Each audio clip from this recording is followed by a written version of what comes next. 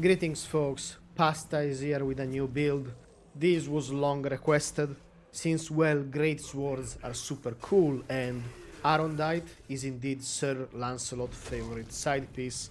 Unfortunately we cannot handle Sir Lancelot's favorite weapon, because Arthur's wife Guinevere is not in the game yet. Maybe in the future we get to slay a three-headed dragon the size of a small country, screaming, "Arthur, you did this to me! Pay alimony!" and learn how being a dictator during wartime made him a bad hobby. Pasta, I'm not sure this is canon. Indeed, well, I make my own reality. And, in that reality, she's gonna lore dump us 600 years of couple therapy while spitting logic, facts, and dragon fire.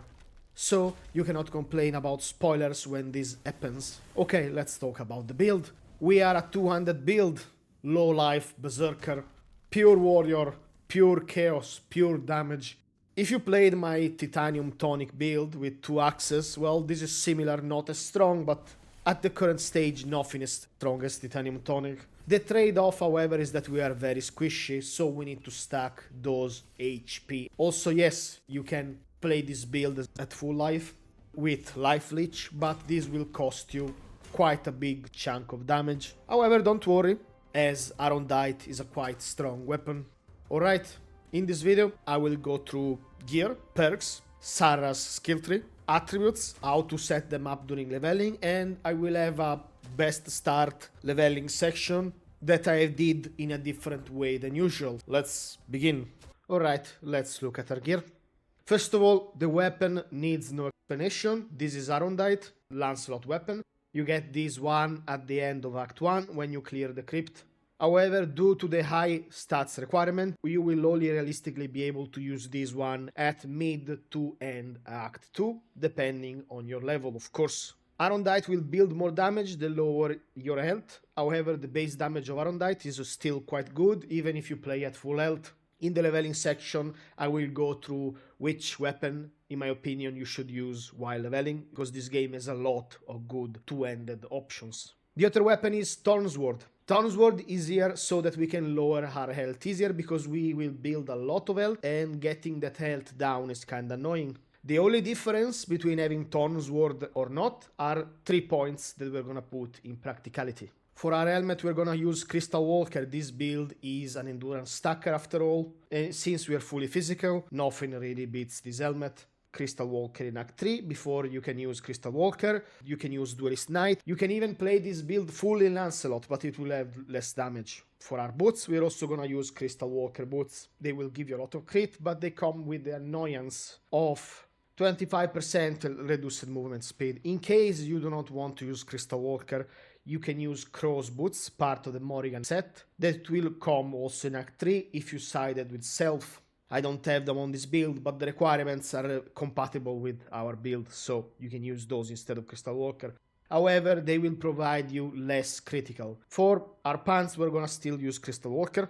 They will give you a lot of damage. The only downside is that you lose dashes, but since these items comes very late in the game, you will already be strong enough to be able to survive and kill stuff fast enough. In case you do not want to use Crystal Walker, you can use Lancelot or Walker's Warborn. There are a lot of pants you can use. For our amulet, we're gonna use Blood and Ram. It says 130%, but if I switch to my Weirdstone Trinket, and I have at the moment 1713 health. If I do this, so it's not 130%. Don't ask me to do the math. In case you do not have the DLC, finish the blacksmith quest line in Act 3 and you can craft yourself the Weirdstone Trinket. For back item, we're gonna use Winged Cavalier. Crafted from Atli, location is here. Just do a couple of quests, kill some trees and you'll get it. More importantly, Winged Cavalier will not just give you a lot of crit, it will give you a lot of damage while you're at low health, so it's even better for a berserker.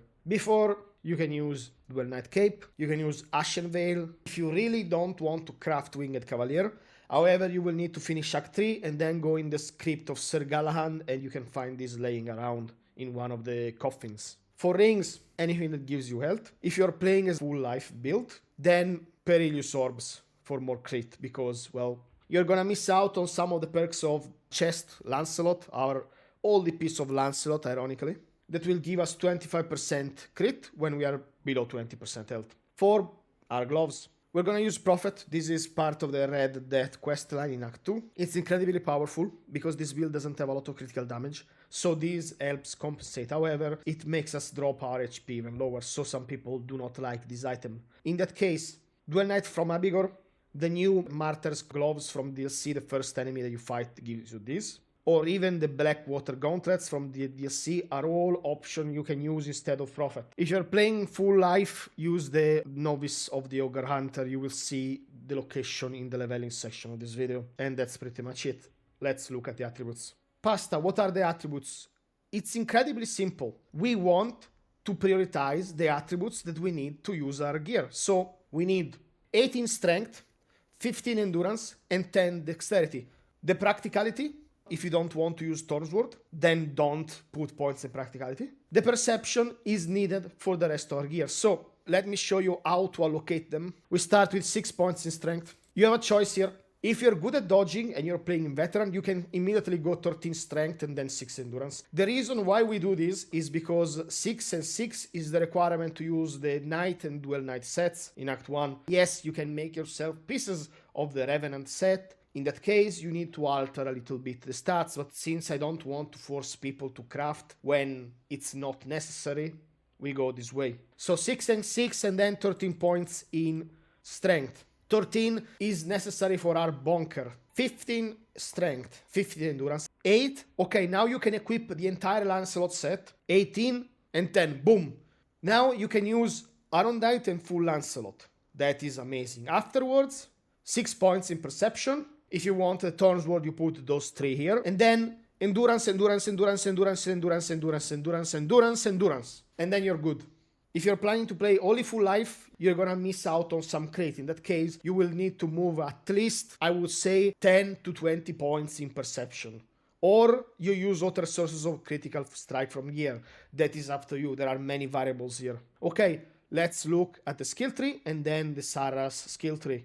Alright, this is gonna be super simple, super fast. Godly Physique, Weapon of the Great Theft, Brutish Fighter, Unstoppable Force, Practicality, 1 point in Body Armor, 1 point in Inner Strength, 3 points in Fury without Fatigue, 3 points in Mighty Blow. Now, because you hate healing or making food or stuff, you can take Enduring Strikes. However, you will lose on damage because we take certain perks that require for us to not heal.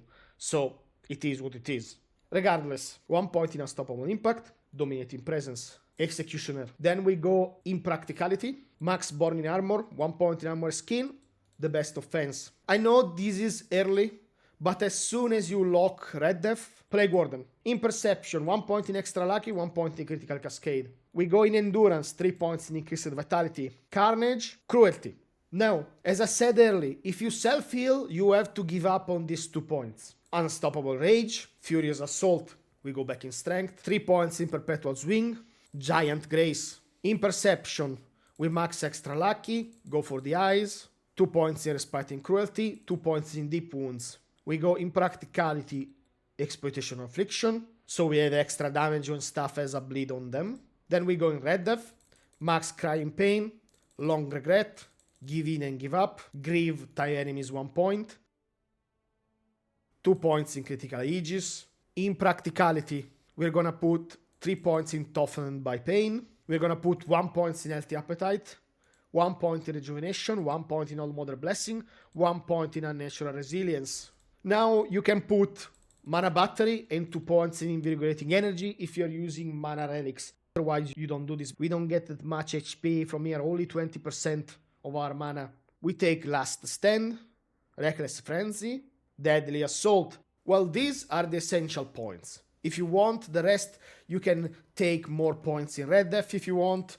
You can take Red Death Embrace to not die if you want. You can take more attack speed if you want. Like, those are all options that you can do.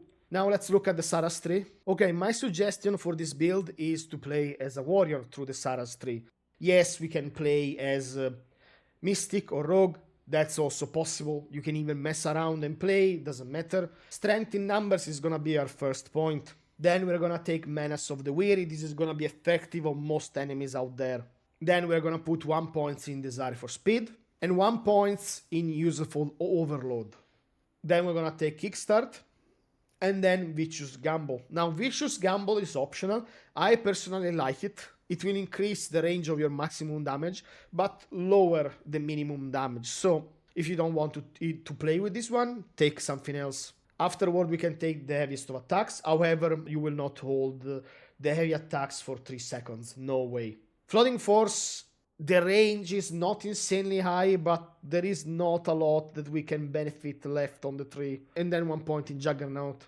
Alright, before we start, this leveling section will hold some minor spoilers regarding one character. I'm talking about mainly our tutorial Asmongold, a joke that is missed to you as a new player, because, well, I have the alternative appearance turned on and shining bright like a diamond head is not visible yet. Also, some of the choices I do are here to save time, they are not mandatory. Now I suggest for you to kill Kankur. You can skip this part, but his armor chest is quite good for Act 1 and early Act 2. And before you ask, is he important to the story? His questline is currently unfinished, so no. The choice is up to you though. Jump in the hole and then loot him. Get the health ring behind the closed door. Jump in the hole and then kill the monk. You can do this safely on the hole, or you can do this manually by fighting. Progress to the end of the tutorial, and as optional fight you can kill tutorial Asmongold. The reason is that his sword is an excellent starting weapon for our build. Just know that this guy is incredibly strong, so if you don't want to play straddling the boat with him, I'd advise you to fight him in melee, in veteran, cause he will one-shot you no matter what you do. Do every single druid shrine through the entire game, and we kill tutorial Asmongold again. This time we can do it in melee. Just follow the road to the cave, it's not far from the starting point.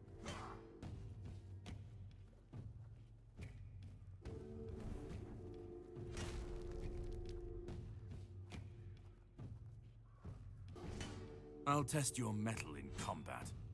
Prepare yourself for a true...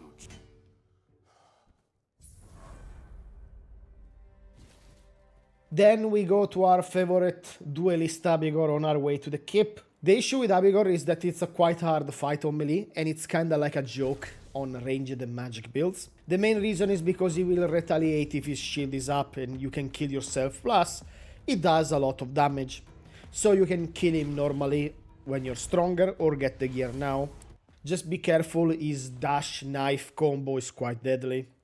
Now let's talk about weapons. If you killed Caradoc, you got yourself the sword already, so that's amazing to start out, and has very low requirements strength-wise. As soon as possible we want to transition to some more stronger weapons. Mainly they will come in the form of bounties we can get from killing the bandit on the bridge. Don't worry about the location of the bandit, even if you don't use map, they are revealed to you when you get their bounty papers in the keep. They will tell you where they are. Afterwards, giant sword I like better than the bone club. The fight is slightly harder in veteran depending on your level, but it's really not that complicated. Finally, when we can afford to put 13 points in strength, it's time to upgrade to our big bonk, which is a very extremely powerful weapon. Before leaving Act 1, you of course want to go to Ugue and buy yourself 1 attribute points Pilgrim Bone, which will give you an attribute point, which is quite important because it will save you 1 level, so you can equip that Lancelot and Arondight faster. There is also a book for a perception point I did not include, but if you follow the main story they will send you to the crypt anyway. It's on a barrel in the early area. After you are done with Act 1, I suggest you to use the right entrance at the top of Act 1 map, because the left one is slightly more harder, but it depends on your level of course. We're gonna proceed with the act like the attribute section I suggested. Priority is to switch our duelist set to Lancelot. Extra experience, materials and unidentified items can be farmed in Red Death Fortress, next to the city. At night, if a weird knight come and chase you, you can always escape, run under the dome and he will despawn. Or if you feel comfortable enough to fight him, go for it. All bounties can be killed pretty much immediately except Sanguinor, which is in the temple. Gather enough gold to be able to afford to buy yourself an attribute point from Filth in the city. There is also another item that will give you a skill point that you can buy from Bonnie in the same town. but this is less of a priority, but grab it before ending Act 2. In the Red Death Fortress, when you're gonna go there to get your Red Death skill tree, the quest starts in the hospital, in the city. Don't forget to touch the totem. It's worth doing it for the same reasoning why we want to get to Lancelot faster. There are also extra points that can be bought from Black Anis. The location is here, but they are quite expensive, so I usually suggest to reserve those for Act 3, since they will cost you 10k gold each. So, unless you grinded a lot, there is no way you can afford them straight away. And that's it. Now we'll show the location of all the items needed in the build.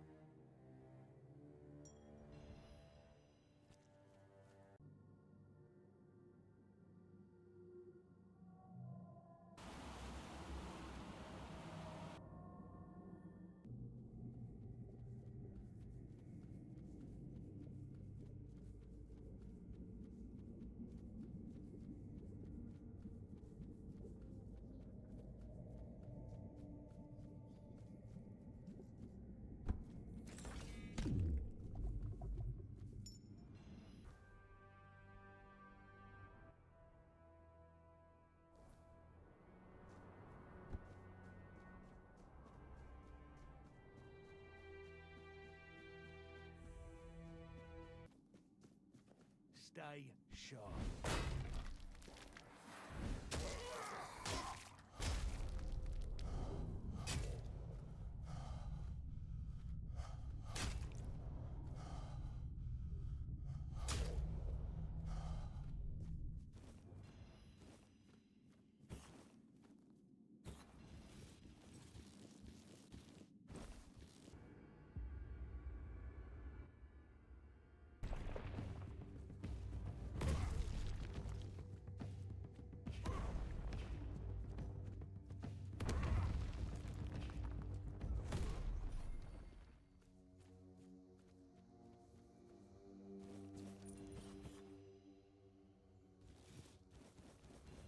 Thank you for watching if you got this far. Please consider leaving a like or even subscribing for more gaming content, mostly RPG or some stuff, I don't know. If you have any question or doubts, let me know in the comments. Have fun playing Tainted Grail, and I will see you in the next video.